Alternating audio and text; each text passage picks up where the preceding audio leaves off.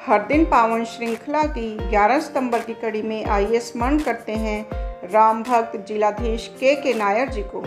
अयोध्या स्थित श्री राम जन्मभूमि प्रकरण को निष्कर्ष तक पहुंचाने में जिन महानुभावों की भूमिका बहुत महत्वपूर्ण रही, उनमें अयोध्या के जिलाधीश श्री के कांद नगलाथिल करुणाकरण नायर का नाम बहुत आदर से लिया जाता है।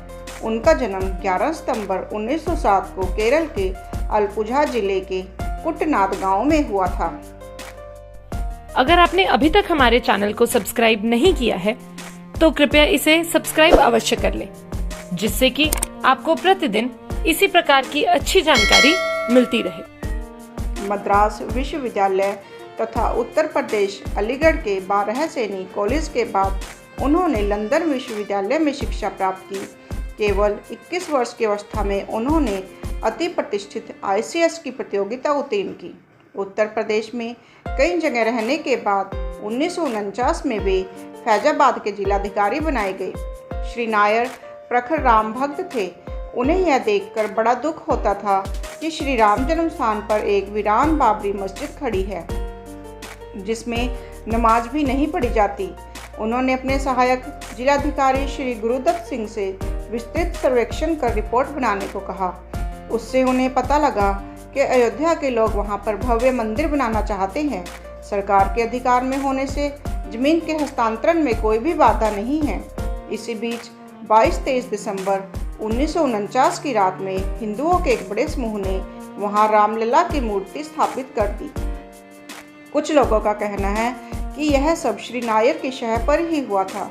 जो भी हो, पर रात में ही रामलला के दिव्य प्राकट्य की बात सब ओर फैल गई। हजारों लोग वहां आकर नाचने, गाने और कीर्तन करने लगे। उस समय जवाहरलाल नेहरू देश के प्रधानमंत्री थे। वे स्वभाव से हिंदू विरोधी थे। उन्होंने उत्तर प्रदेश के मुख्यमंत्री गोविंद वल्लभ पंत को कहा कि मूर्तियों को वहां से हटाया जाए, पर श्री नायर ने स्पष्ट कर दिया कि इससे वहां दंगा हो जाएगा।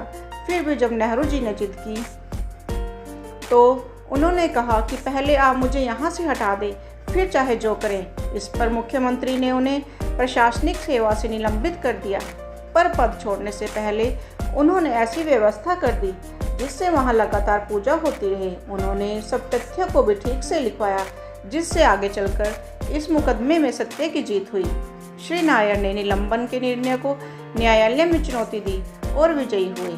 इससे नेहरू जी खून का घूंट पीकर रह गए, पर शीघ्र ही वे समझ गए कि सरकार उन्हें परेशान करती रहेगी। अतः 1952 में प्रशासनिक सेवा से त्यागपत्र देकर वे प्रयागराज उच्च न्यायालय में वकालत करने लगे। पर राम मंदिर प्रकरण से अयोध्या और आसपास के हिंदू उन्हें अपना सर्वमान्य नेता मानने लगे। सब लोग उन्हें नायर साहब कहते थे।